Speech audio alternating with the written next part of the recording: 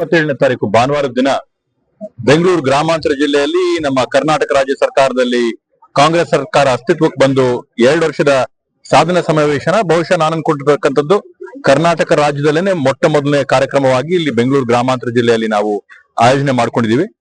ಜಿಲ್ಲೆಯ 4 ತಾಲೂಕುಗಳಾದಂತ ನೆಲಮಂಗಲ, ದೊಡ್ಡಬಳ್ಳಾಪುರ, ದೇವನಹಳ್ಳಿ, ಹೊಸಕೋಟೆ ಎಲ್ಲಾ ಭಾಗಗಳಲ್ಲಿ ಕೂಡ 16,000 ಸಂಖ್ಯೆಯಲ್ಲಿ ಇವತ್ತು ಅಭಿಮಾನಿಗಳು ಬಂದು ಈ ಕಾರ್ಯಕ್ರಮದಲ್ಲಿ ಭಾಗವಹಿಸಲಿದ್ದಾರೆ. ಅಭಿಮಾನಿಗಳೇ ಒಂದೇ ಅಲ್ಲ, ಇಲ್ಲಿ ಏನು ಫಲಾನುಭವಿಗಳಿದ್ದಾರೆ, ಇವತ್ತು ಗಂಗಾ ಕಲ್ಯಾಣದ್ದಾಗಿರ್ಬೋದು, ಸ್ವಾವಲಂಬಿ ಸಾರಥಿ ಆಗಿರ್ಬೋದು, ವಿವಿಧ ಯೋಜನೆಗಳು, ವಿವಿಧ ನಿಗಮಗಳ ಕಡೆಯಿಂದ ಸರ್ಕಾರ ಕೊಟ್ಟಿರ್ತಕ್ಕಂತ ಅನುಕೂಲಗಳಾಗಿರ್ಬೋದು, ಆ ಸವಲತ್ತುಗಳು ಪಡ್ಕೊಂಡಂತ ಪಡಿತರು ಕೂಡ ಈ ಕಾರ್ಯಕ್ರಮದಲ್ಲಿ ಬಂದು ಭಾಗವಹಿಸ್ತಾ ಇದ್ದಾರೆ. ಇವತ್ತು ಬೆಂಗಳೂರು ಗ್ರಾಮಾಂತರ ಜಿಲ್ಲೆಯಲ್ಲಿ ನಾವು ನೋಡಿದ್ರೆ ಸುಮಾರು ನಮ್ಮ ಪಂಚಭಾಗ್ಯಗಳಿಂದಾನೇ ಬಹುತೇಕ ಸುಮಾರು 1,500 ಕೋಟಿ ರೂಪಾಯಿಯಷ್ಟು ಈ ಒಂದು 5 ತಾಲೂಕುಗಳಲ್ಲಿ ಇವತ್ತು ಜನರಿಗೆ ನೇರವಾಗಿ ಪಾವತಿ ಆಗಿರ್ತಕ್ಕಂಥದ್ದು ನಾವು ನೋಡಿದೀವಿ.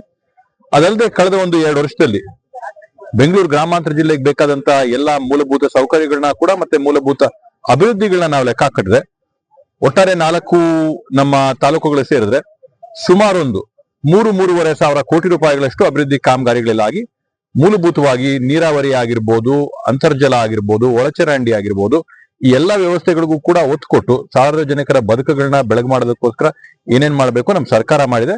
ಅದರಿಂದ ನಾಳೆ ದಿನ ಏನ್ ಕಾರ್ಯಕ್ರಮ ಆಗ್ತದೆ ಅತ್ಯಂತ ಯಶಸ್ವಿಯಾಗಿ ಆಗುತ್ತೆ ಅನ್ನೋ ಒಂದು ವಿಶ್ವಾಸ ನಮ್ಗಿದೆ. ಈಗ ತಾನೇ ನಮ್ಮ ಮಾನ್ಯ ಜಿಲ್ಲಾ ಉಸ್ತುವಾರಿ ಸಚಿವರಾಗಿರ್ತಕ್ಕಂಥ KH ಮುನಿಯಪ್ಪ ಸಾಹೇಬ್ರ ಜೊತೆ ಅಧಿಕಾರಿಗಳ ಜೊತೆ ಸಭೆ ನಡೆಸಿಕೊಂಡು ತಾಲೂಕುಗಳಲ್ಲಿ ಇರ್ತಕ್ಕಂಥ ಜನರ ಒಂದು ಪರಿಸ್ಥಿತಿನ ತಿಳ್ಕೊಂಡು ಇಲ್ಲಿ ಏನು ವ್ಯವಸ್ಥೆನ ಮಾಡಿದರೆ ನಾಳೆ ದಿನ ಕಾರ್ಯಕ್ರಮಕ್ಕೆ ಅದೆಲ್ಲ ಕೂಡ ಬಂದು ವೀಕ್ಷಣೆ ಕೂಡ ಮಾಡ್ಕೊಂಡು ಹೋಗಿದ್ದಾರೆ. ಕಾರ್ಯಕ್ರಮ ಅತ್ಯಂತ ಯಶಸ್ವಿಯಾಗಿ ನಾಳೆ ನಡೆಯುತ್ತೆ ಅನ್ನೋ ವಿಶ್ವಾಸ ನಮಗಿದೆ.